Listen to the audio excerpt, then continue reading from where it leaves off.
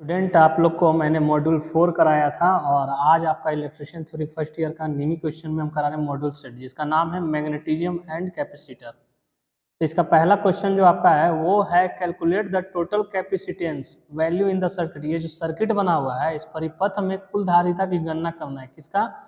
इस परिपथ में कुल धारिता का गणना करना है।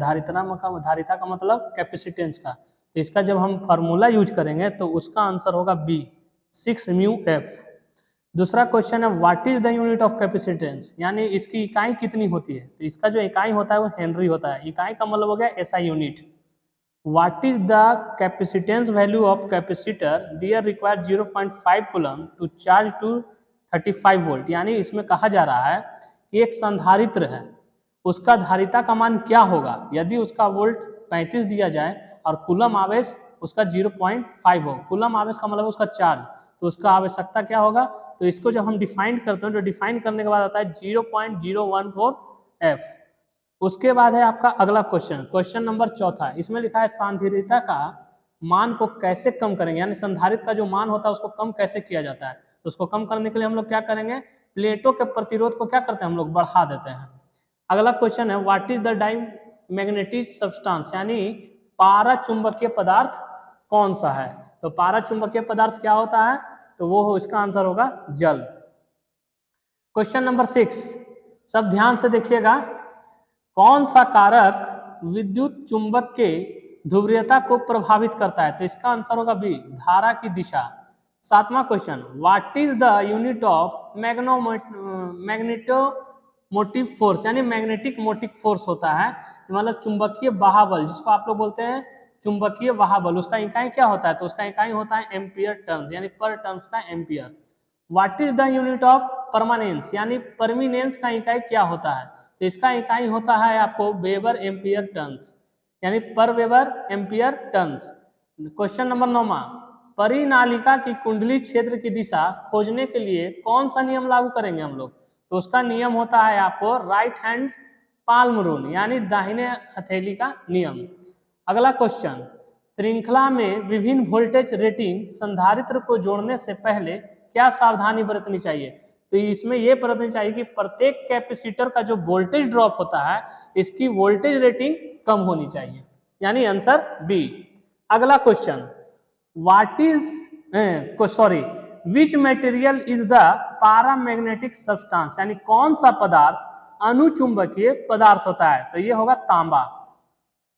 अगला क्वेश्चन, ये जो वक्र दिया हुआ है यानी बीएच कर्व, इसके द्वारा जो एक्स का जो हम लोग एक्स यहाँ पर जो आप देख रहे हैं उस भाग का ही हमको नाम बताना है। तो उस भाग का नाम क्या है, इस भाग का नाम है KCVT, KACEVT, ठीक है। What is the similar term in magnetic circuit for conductance in electrical circuit. इसका हिंदी होगा विद्युत परिपथ में चालकता के लिए चुंबकीय परिपथ में समान शब्द क्या है, तो परिमेंस। उसके बाद अगला question, what is the unit of reluctance, यानी जिस तरह आपका रेसिस्टेंस कैपेसिटेंस होता है उसी तरह रिलक्टेंस है। तो रिलक्टेंस का इकाई क्या होता है, ये क्या पूछ रहा है, यूनिट, यानी एसआई यूनिट। तो इसका होता है आपको एम्पियर टर्न्स पर वेबर। अगला क्वेश्चन, यदि विद्युत आवेश Q है, वोल्टेज V है, तो संधारित्र C की सही अभिव्यक्ति क्या होगी। तो संधारित्र C की अभिव्यक्ति क्या होगी, C इक्वल टू Q/V, यानी हमको क्या दिया हुआ है, आवेश दिया हुआ और V दिया, तो हमको क्या निकला, संधारित्र, तो Q/V होगा। आप एक विद्युत चुंबक की खींचने की ताकत को कैसे बढ़ा सकते हैं। तो उसको हम बढ़ाने के लिए क्या करेंगे, इंक्रीज द फील्ड इंटेंसिटी, यानी क्षेत्र की तीव्रता को अगर हम बढ़ाएंगे तो विद्युत में जो चुंबक खींचने की ताकत है वो बढ़ जाएगी। अगला क्वेश्चन है, फ्लक्स घनत्व हमेशा चुंबकीय बल से पीछे रहता है, किसको प्रभावित करता है, ये परिभाषित करता है हिस्टैरिसीस लॉस को। क्योंकि हिस्टैरिसीस लॉस क्या होता है कि जब चुंबकत्व और अचुंबकत्व करने के लिए जो हमको खर्चा करना पड़ता है विद्युत, वो क्या करता है, जो खर्च हम करते हैं विद्युत उसी को हम लोग हिस्टैरिसीस लॉस करते हैं। तो ये क्या कर रहा है, फ्लक्स घनत्व को हमेशा चुंबकीय बल के पीछे रख रहा है। अगला क्वेश्चन, चुंबकीय क्षेत्र में रखी गई आसपास की धातु पर क्या प्रभाव पड़ती है। तो इसका प्रभाव पड़ता है भंवर धारा, जिसको आप लोग इंग्लिश बोलते हैं एडी करंट। अगला क्वेश्चन, वायु कैपेसिटर का उपयोग किस उपकरण में किया जाता है। तो इसका काम होता है रेडियो रिसीवर में। अगला क्वेश्चन, पारा चुंबकीय पदार्थ कौन सा है? तो पारा चुंबकीय पदार्थ आपका लकड़ी है।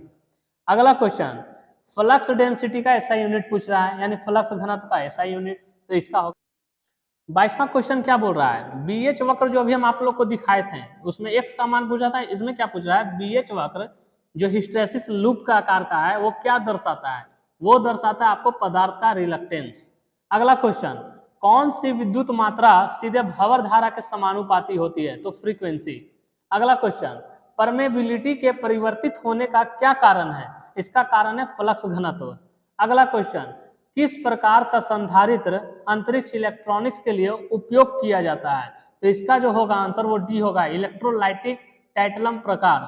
ठीक है, उसके बाद अगला क्वेश्चन आइए, इलेक्ट्रोलाइटिक संधारित्र का प्रभाव क्या होगा अगर खुला परिपथ का दोष हो? तो उसका आंसर होगा यह कार्य नहीं करेगा। दूसरा, यदि संधारित्र में प्लेटों की दूरी कम हो जाती है तो धारिता के मान में क्या परिवर्तन होगा? तो धारिता क्या होता है, उसका मान में यह परिवर्तन कोई इंक्रीज कर जाएगा। अगला क्वेश्चन, चुंबक की कौन सी विशेषता दर्शाएगी? ये जो 3 तरह का दिया गया 4 तरह का ऑपरेशन, तो उसमें कौन सा चुंबक की विशेषता दर्शाइए? तो पहला है दिशीय विशेषता, जब आप लोग पढ़े होंगे लोड स्टोन, जो दिशा सूचक के नाम से भी जाना जाता है। अगला है अनुचुंबकीय पदार्थ कौन सा है? तो अनुचुंबकीय पदार्थ इसमें हो गया एयर। अगला क्वेश्चन, चुंबकीयकरण की किस विधि का उपयोग वाणिज्य उद्देश्य हेतु अस्थायी चुंबक बनाने के लिए हम लोग करते हैं? तो प्रेरण विधि, इंडक्शन मेथड। अगला क्वेश्चन है, यदि घुमावों के बीच की दूरी बढ़ती है तो प्रेरण पर क्या प्रभाव पड़ेगा? वो बढ़ेगा। अगला क्वेश्चन, संधारित्र में धारिता का मान किस कारक के द्वारा निर्धारित हो रहा है? तो इसका भी होगा पहला, प्लेटों की क्षेत्रफल यानी एरिया। को हमने मॉड्यूल नंबर 5 कराया था जो था मैग्नेटिज्म का और कैपेसिटर का। अगला जो मॉड्यूल सेट है इलेक्ट्रिशियन थ्योरी फर्स्ट ईयर का वो है मॉड्यूल नंबर 6 एसी सर्किट यानी कि अल्टरनेटिंग परिपथ। अगला पढ़िए, पहला क्वेश्चन इसका दिया हुआ है, प्रेरकत्व कुंडली का प्रतिरोध क्या होगा यदि 240 वोल्ट पर 5 एम्पियर धारा ले रहा है और उसकी जो फ्रीक्वेंसी है 50 हर्ट्ज की है और शक्ति गुणांक 0.8 है? तो इसमें जब हम सूत्र लगाएंगे तो इसका आंसर होगा 42.5 वाट, क्योंकि हम लोग क्या निकाल रहे हैं? हम लोग निकाल रहे हैं प्रेरकत्व का कुंडली का प्रतिरोध। अगला क्वेश्चन, सस्प टेंस की इकाई क्या होती है? तो इसका होता है महो। अगला क्वेश्चन, एसी श्रेणी परिपथ में अनुवाद आवृत्ति यानी फ्रीक्वेंसी जो होती है वो कैसे बढ़ाया जा सकता है? तो इसको बढ़ाया जा सकता है रिड्यूसिंग द कैपेसिटेंस वैल्यू, यानी संधारित्र का जो मान होगा उसको कम करके, यानी आंसर बी। अगला क्वेश्चन, 3 कला प्रणाली में शक्ति गुणांक 0.5 पश्चिगामी में नीचे होने का प्रमुख कारण क्या है? यानी पावर फैक्टर क्या है? हमारा 3 फेज का सिस्टम है, पावर फैक्टर दिया हुआ है, हमारा पावर फैक्टर 0.5 दिया हुआ है, तो इसका क्या होगा? इसका सी होगा आंसर, यानी अधिक प्रेरक भार के कारण प्रतिक्रियाशील शक्ति। ठीक है, अगला क्वेश्चन, ठीक है, स्टार संयोजित प्रणाली में 3 कला असंतुलित भार में न्यूट्रल चालक में धारा क्या है? तो ये है कलाओं में से किसी में सबसे कम धारा की तुलना में कम। अब आइए छठा क्वेश्चन में। छठा क्वेश्चन देखिए, क्वेश्चन नंबर 5 क्या बोल रहा है? क्वेश्चन नंबर 5 बोल रहा है स्टार संयोजित प्रणाली में 3 कला असंतुलित भार में न्यूट्रल चालक में धारा क्या है? तो वो है कलाओं में से किसी में सबसे कम धारा की तुलना से कम। अगला ये छठा क्वेश्चन, ये है 3 कला, फिर 3 फेज का बात हो रहा है, वोल्ट क्या दिया है? 415, फ्रीक्वेंसी 50 हर्ट्ज, यानी स्टार प्रणाली का बात हो रहा है। उसमें किसका प्रणाली का बात हो रहा था? दूसरा प्रणाली का, इसमें स्टार सिस्टम का है। उसमें लिखा है कि स्टार प्रणाली में केवीए में आभासी शक्ति की गणना ज्ञात कीजिए यदि लाइन धारा 16 एम्पियर है और उसका शक्ति गुणांक 0.8 है। तो इस पर जब हम फार्मूला को डिनोट करेंगे तो इसका आंसर होगा 11.5 केवीए। Answer B. केवीए में क्यों आता है? केवीए में इसलिए आएगा क्योंकि हम लोग ट्रांसफार्मर का बात कर रहे हैं। ठीक है, अगला आइए, what will be the reading of 2 watts meter, यानी इसमें दिया है कि 3 कला शक्ति मापन में 2 वाट मीटर W1 और W2 की रीडिंग क्या होगी यदि पावर फैक्टर मेरा 0 हो। तो पावर फैक्टर जब 0 होगा तो W1 और W2 के बराबर लेकिन विपरीत संकेतों के साथ होगा। यानी क्या होगा, W1 और W2 बराबर तो होगा लेकिन संकेत दोनों का एक दूसरा का विपरीत हो गया, यानी आंसर सी। अगला क्वेश्चन, 240 वोल्ट RMS के लिए वोल्टेज का अधिकतम मूल्य क्या है? तो इसका अधिकतम मूल्य होगा 339.5 वोल्ट, आंसर सी। अगला क्वेश्चन, AC परिपथ में रिएक्टिव पावर का सूत्र क्या होता है? तो उसका सूत्र होता है PR = V × I sin theta. Sine theta क्यों लगता है कि जब हम AC का परिपथ बनाते हैं तो उसमें साइन थीटा का कोण निकालते हैं, V वोल्टेज हो गया और I करंट हो गया, इसलिए इसका आंसर होगा डी। अगला क्वेश्चन, हमारा प्रतिरोध दिया हुआ है 5 ओम, एक्सएल दिया हुआ है 36 ओम और एक्सी दिया हुआ है 24 ओम। तो परिपथ में प्रतिबाधा की गणना ज्ञात करना है, तो इसका जो गणना करेंगे वो होगा 13 ओम। अगला क्वेश्चन, एकल फेज एसी परिपथ में कलांतर कितना होता है? तो एकल फेज एसी में कलांतर क्या होगा, वो होगा आपको 90 डिग्री।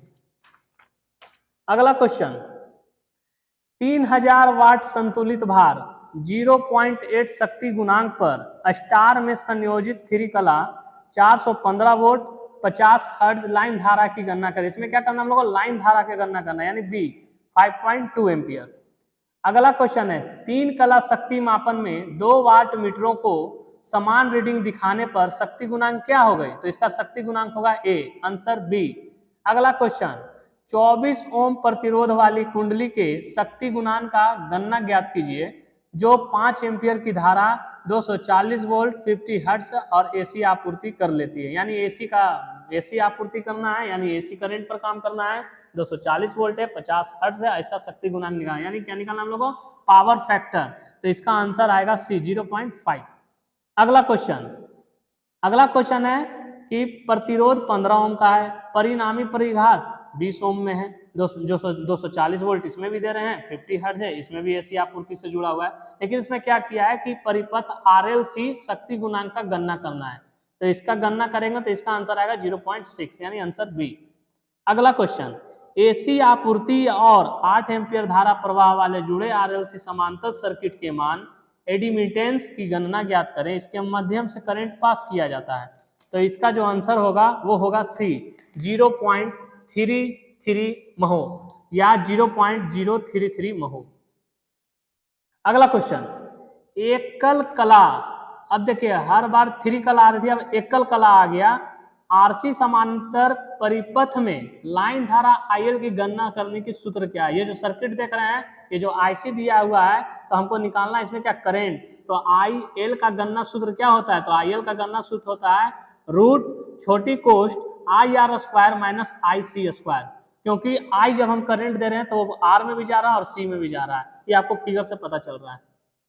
अगला क्वेश्चन, AC परिपथ में कम शक्ति गुणांक यानी पावर फैक्टर को कैसे बेहतर बनाया जा सकता है? तो bye connecting capacitor in parallel, यानी हम जो संधारित्र को जोड़ेंगे वो समानांतर क्रम में जोड़ेंगे, और जैसे ही हम लोग समानांतर क्रम में उसको जोड़ते हैं तो पावर फैक्टर मेरा बेहतर बन सकता है। अगला क्वेश्चन, डेल्टा से जुड़े प्रणाली में लाइन धारा और फेज धारा के बीच क्या संबंध है? तो इसका जो संबंध होता है ये रूट गुना 3 आगे हो जाता है, यानी IL = √3 गुना IP। अगला क्वेश्चन है, कला सीक्वेंस मीटर का उद्देश्य क्या है? तो इसका आंसर आएगा डी। अब आइए 21वां नंबर के क्वेश्चन पर। यह है, एक स्टार में जुड़े तीरी कला भार की आभासी शक्ति का गणना ज्ञात करना। अगर शक्ति गुणांक 0.8 है, 3 कला पर है, 415 वोल्ट 50 हर्ट्ज पर आपूर्ति से जुड़ा और फेज धारा 10 एम्पियर है, तो इसका आंसर आएगा डी, यानी 7.188 kVA।